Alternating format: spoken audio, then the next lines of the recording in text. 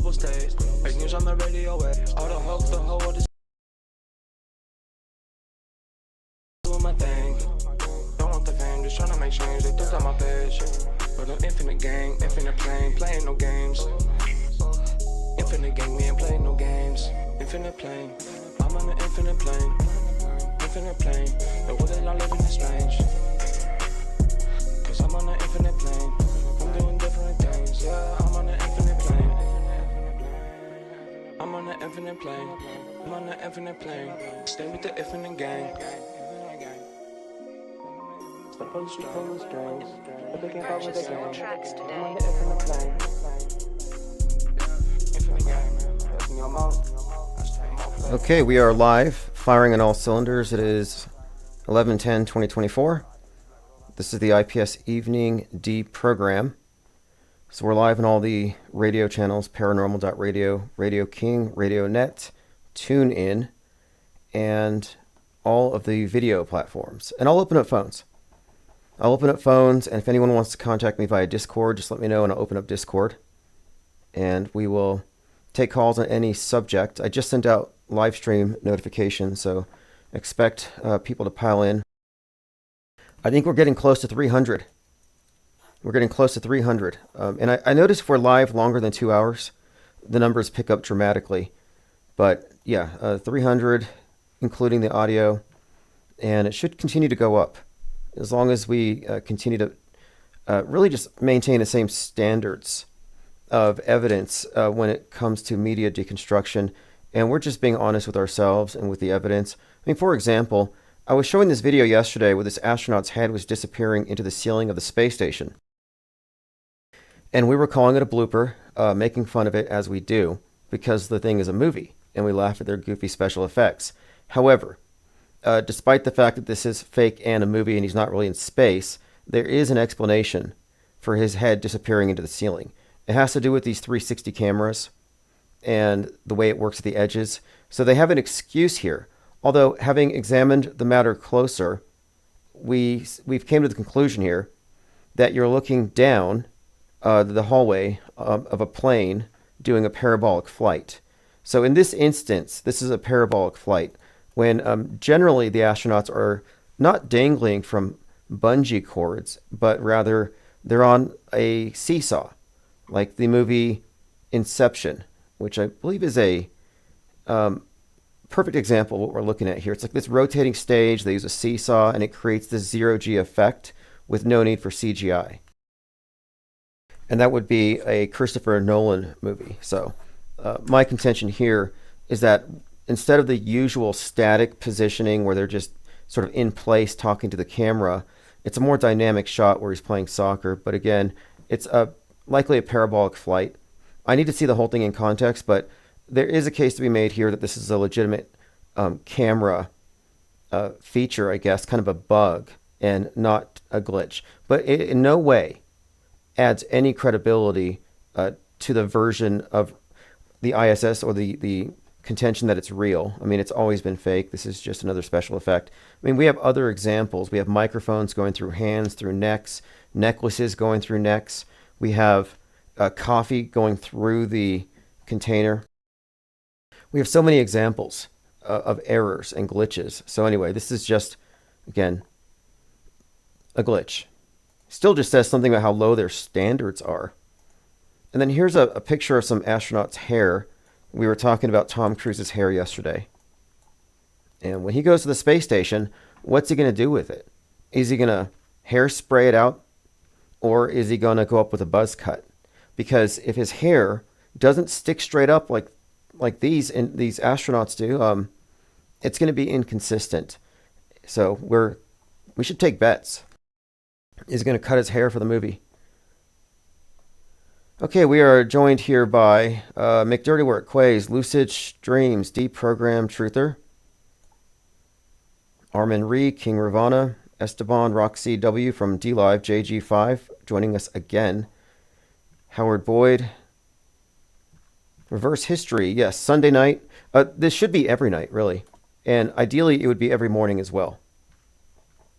Joined by Ears Up, Dwayne Aubith. All right, and feel free to call in. I'll put the phone up now. It's 510-4226. Any comments, complaints, constructive criticisms? We really don't have any kind of a filter. There's nobody to screen my calls, so technically, trolls have a free-for-all here. Although we haven't been hit with trolls in a long time.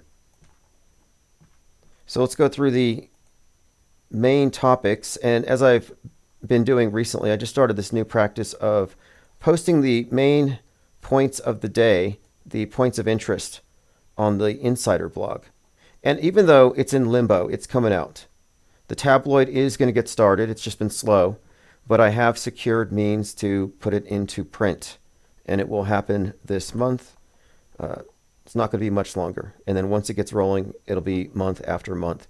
But anyway, on the website, insider.online, points of interest, Harris supporters demanding recount, blaming Starlink for election theft. Yeah, I see a lot of that right now. A lot of people are blaming Starlink, and they're saying Harris won. Nick Fuentes' house flooded with negative ratings on Google Maps. And the story of Nick Fuentes going viral for being doxxed it's on Vanity Fair. It's all over. It's going kind of viral. He's like the spokesmouth. They treat these influencers as though they represent everybody in MAGA, which he's the voice of the incels. But he got a pretty big blowback for some of his comments. Starlink satellites falling to Earth, very consistent with the script. We'll go through those videos. Camera glitch explains astronaut's head disappearing, maybe. Choose your own apocalypse, self-generated news bubbles. The Atlantic has a piece about people moving into self-generated realities. And they're mad about it. But if you think about it, they're admitting something here. What they're admitting is that they want a monopoly on the news bubble, on the worldview, and they don't like the subjectivity. Although none of these alternate realities people put themselves into are a threat to the dominant paradigm whatsoever. They're all what I'd consider to be subsets, boxes within the big box. The 11th, so we talk about predictive programming, and the Batman movie and the flood on the 5th, and then the 6th, Gotham's underwater. It's tied in with the election. So did that come true? Looking at the red wave that it appears to be, could you argue that the Riddler's crew flooded the polls like they did in the Batman movie, where on November the 5th, they blow up a dam, they flood the polls.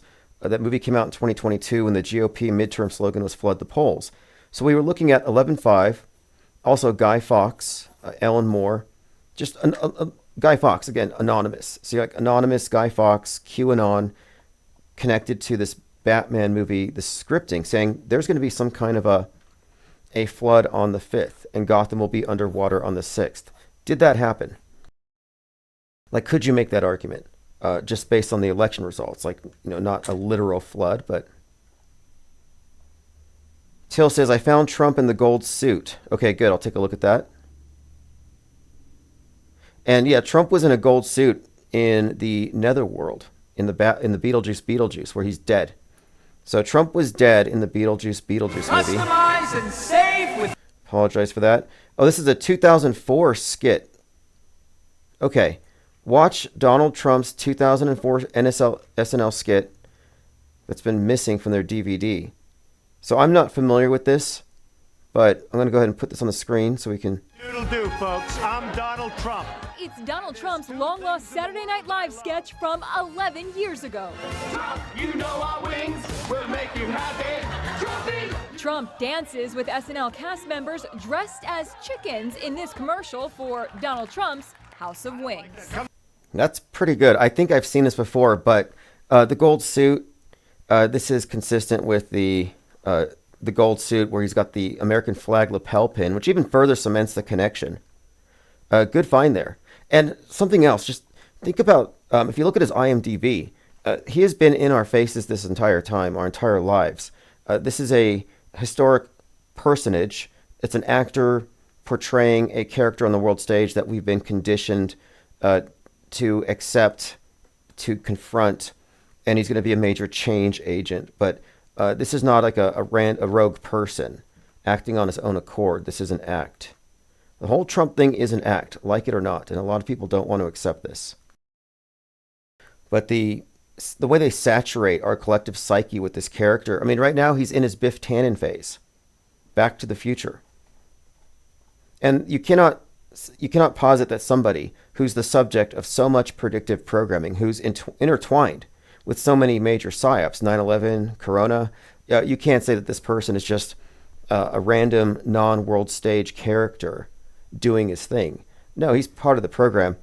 And if you think that Trump and Kamala are on different teams, you're still in the big box, which is fine. I don't hold it against people. It's the dominant world religion. Media has supplanted all the churches, and some people have chosen that to be their faith. I am a non-believer. Joined by Lean Dion. Lucid Stream says, hit the likes. Yeah, I noticed yesterday we had 70 likes on last night's video and like 700 plus hits, and which is good. It's just good considering that's the channel has like 1,400 subs. If we can get to 1,000 hits a day, that would be really nice. And we used to get 3,000 hits a day. We used to have many more subs. In fact, after we covered the Nipsey Hussle death hoax, we would get ridiculous amount of traffic. It was a peak. Till says, there's a penguin connection in Beetlejuice also. Danny DeVito, who played the penguin, played a janitor in Beetlejuice 2. That was Danny DeVito. Okay, so that's interesting. So let's just review that really quick here.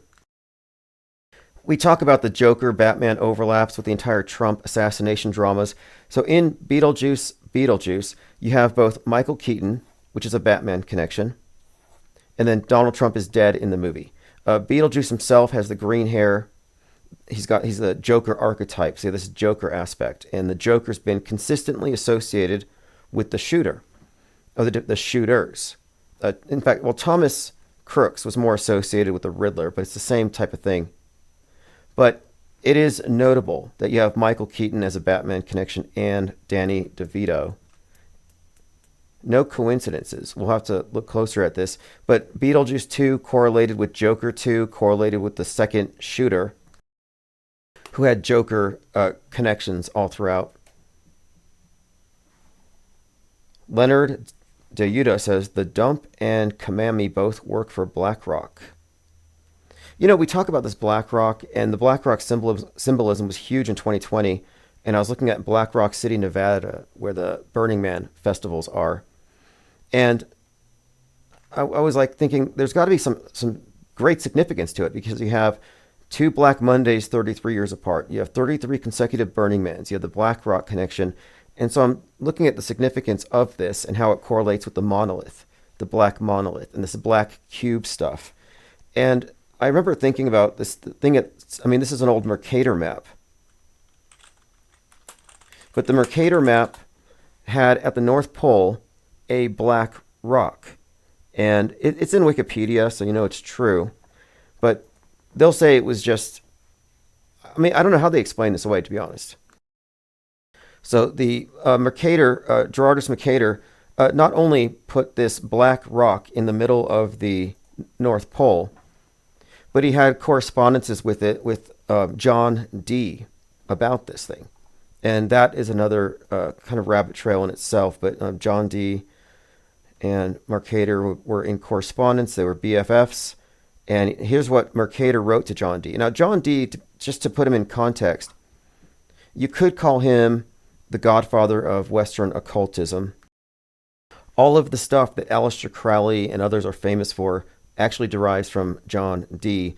Even the satanic rituals in the Satanic Bible all borrow the entire ceremonies. It's all from John Dee. The ritual magic structure is from this individual. So he's not insignificant, John Dee 007, but here he is in a correspondence, 1577, with Mercator. So you think about the Mercator projection, not an insignificant historic figure. Neither of these individuals are. But he says, in the midst of 4 countries is a whirlpool into which there empty these 4 indrawings, seas which divide the north. The water rushes round, descends into the earth, as if one were pouring it through a funnel. It's 4 degrees wide on each side of the pole, that is to say 8 degrees together. Right under the pole there lies bare a rock in the midst of the sea. Its circumference is 33 miles, and it's all magnetic stone. So a 33-mile circumference magnetic stone, a big black rock in the middle of everything, and it's called the Black Rock. Now, is this significant? Well, compare that here, that the UN flag, which I'm not contending is a flat Earth map. That's not what I'm trying to say here. But here you have the world divided into 32 sections and the inner circle, which would be the 33rd section. And you have the laurel wreath around it. So that the connection of like 33 in the center is kind of reiterated here, and then the Black Rock connection. So there's a lot there. And wasn't Thomas Crooks in a Black Rock commercial? JG5 says, I don't know, Tim, you're more like a non-promoter. You acknowledge God all the time. Proverbs 3:6. You know, we could do, I want to do more to promote. And in fact, I actually have that in my notes here. I'm going to be producing and releasing rather some stickers, posters, and new press passes, along with the tabloid. It's all going to be emerging here very soon. So we're going to ramp up the promotion here very soon.